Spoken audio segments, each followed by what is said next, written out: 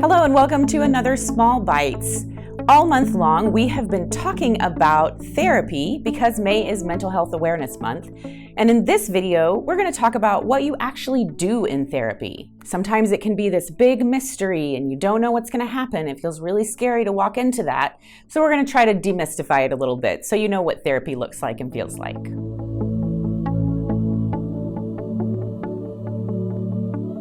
So there's lots of different types of therapy: individual therapy, relationship therapy, family therapy. You can do short-term therapy that can be just a few weeks. You can do long, extensive therapy. You can do it every week. You can do it every other week. Lots of different ways to approach therapy.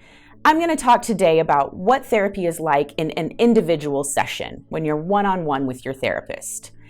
Now, things are a little bit different right now because a lot of therapy is being provided through telehealth, which does change the dynamic and it changes how you interact with your therapist. But the things I'm going to talk about in this video apply both to telehealth and to in-person therapy. So the specific strategies or techniques that are used in therapy are going to depend on your therapist's theoretical orientation or the way that they approach therapy. But there are a lot of commonalities across all types of therapy, and I'm going to talk about those for a minute. Therapy is typically time limited.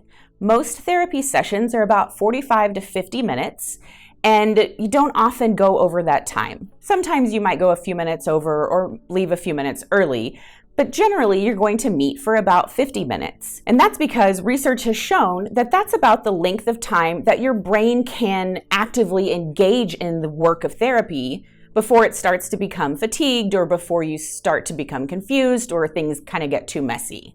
So we want to keep it in that time-limited format. Another commonality across all therapy types is goal setting. Your therapist is going to want to know what goals you have for the work that you're doing together.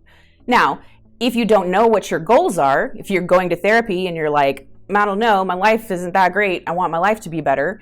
Well, that's a goal right there, I want my life to be better. But your therapist can help you unfold or kind of unpack some of those goals and help you figure out what you want to do. If you watched our video last week, Monique talked a little bit about rapport, that relationship that you have with your therapist, and how important that is to how successful that therapy is.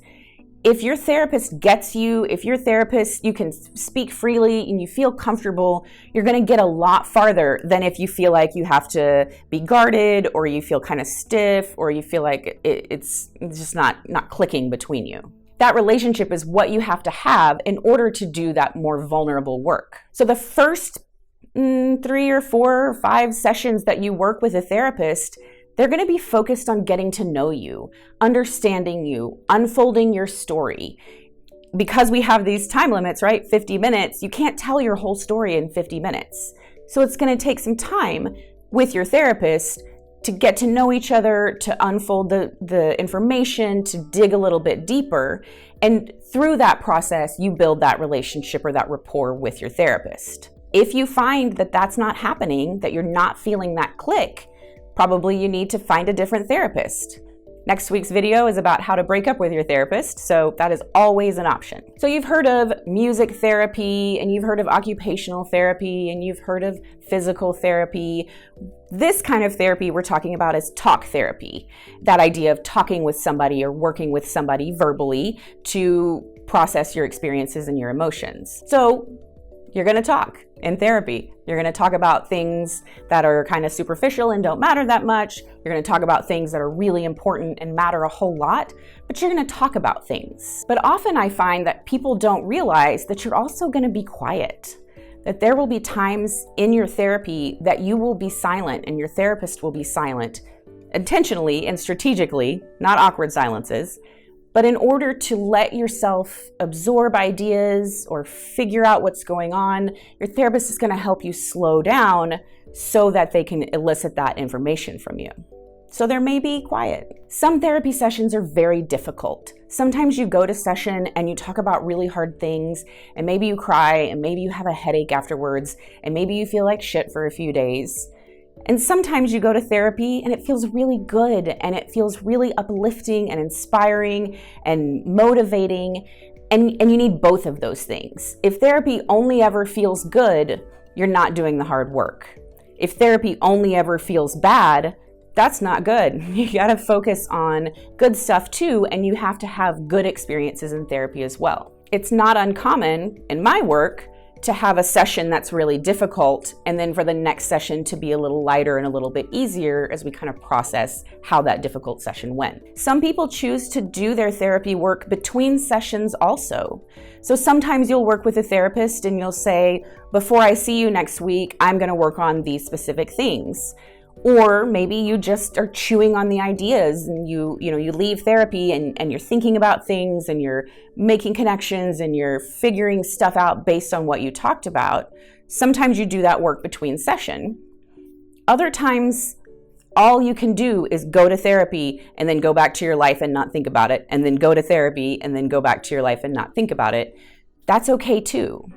The amount of work you do between sessions is up to you. Depending on your therapist's orientation, the therapy session itself can be very structured and very directive and can have worksheets and tasks, and we're doing things in a certain order, all the way on the spectrum to the other side where therapy is very free-flowing and there's not an agenda and you're kind of seeing what happens and seeing what comes up each time, and anything in between. Sometimes you'll talk about what's going on in your life right now, so maybe whatever happened in the last week or the last couple of weeks. But also, you may not talk about that at all. You may just want to be talking about grief, or you maybe want to talk about some trauma that you've had in your past. So it can be current focused, or it can be past focused, or future focused, or any combination of those things. So basically, in therapy, you are working to unfold and see things that you haven't previously been able to see. So we're looking for points of dissonance. We're looking for points where your experience and your belief maybe conflict, or where you have values that are paradoxical or values that conflict. Those are points of dissonance. So we're looking for those points so we can resolve them. Also, we're looking for strengths. If you are watching this video, you have strengths. You have a 100% success rate at life, which means you're doing something right. And so good therapy helps find those strengths and highlight those and pull those into building new strengths and expanding the ones you have. My final note for this video is something that I hear a lot, and that is the therapist is paid to care about you. Sometimes clients will say that. They'll say, you don't really care about me, you're just paid to care about me. And I think that's a really important statement, and it's a really important concept. And I want to challenge that right now and say, no, your therapist is not paid to care about you. Your therapist is paid to teach you how to take care of yourself. Often the therapist starts to care about you because therapists sort of by nature are caring. And in that process of rapport building, when you're getting connected to your therapist is also getting connected to you.